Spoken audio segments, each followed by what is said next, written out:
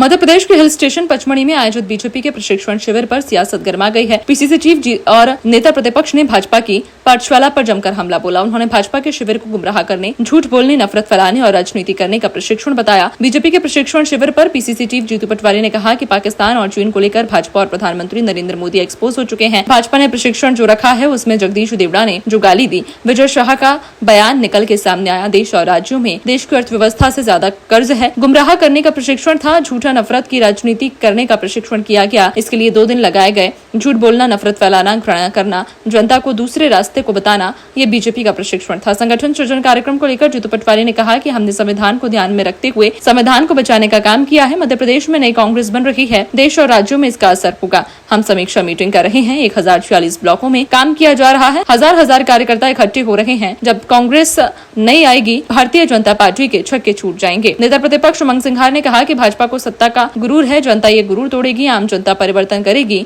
और इनका सही सद्बुद्धि शिविर लगाएगी। संघ की क्लास पर सिंघार ने कहा कि आरएसएस ने 50 साल बाद देश का झंडा फहराया। भाजपा और संघ एसटी एससी को क्यों महत्वपूर्ण पद नहीं देते? क्या संघ महंगाई, युवाओं को रोजगार, लघु उद्योग खत्म होने पर सवाल करेगी? आरएसएस धर्म के नाम पर बांटने की बात करती है।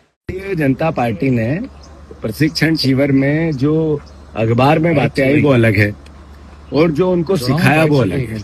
सिखाया क्या कि जो भारतीय जनता पार्टी एक्सपोज हो गई, नरेंद्र मोदी एक्सपोज हो गए, पाकिस्तान को लेकर चाइना को लाल आंख दिखाएंगे और सीधा घुस जाएंगे हम लाहौर तक।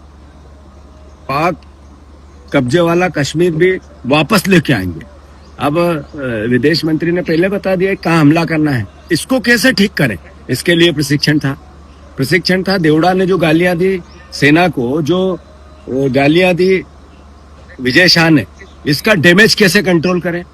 जो 14 में नरेंद्र मोदी ने बोला एक काम पूरा नहीं हुआ, उसके विपरीत देश चल रहा है। 170 करोड़ रुपए के कर्जे में है देश, पहली बात। और राज्यों का कर्जा अलग है। मतलब इतना बड़ा कर्जदार की जितनी बड़ी इकोनॉमी उसका 85% कर्ज है हम पे। देखिए, ऐसा है कि भारतीय जनता पार्टी का ये सद्बुद्धि शिविर है। विधायक और सांसदों के लिए सद्बुद्धि शिविर है। तो आज सद्बुद्धि क्यों दी जा रही है? जब आप मंत्री बनाते हैं तो क्या आप उस समय इनके विवेक, इनकी योग्यता को आपने नहीं देखा? क्या आपने जब विधायक की टिकट दी, जब आपने इनकी योग्यता नहीं देखी?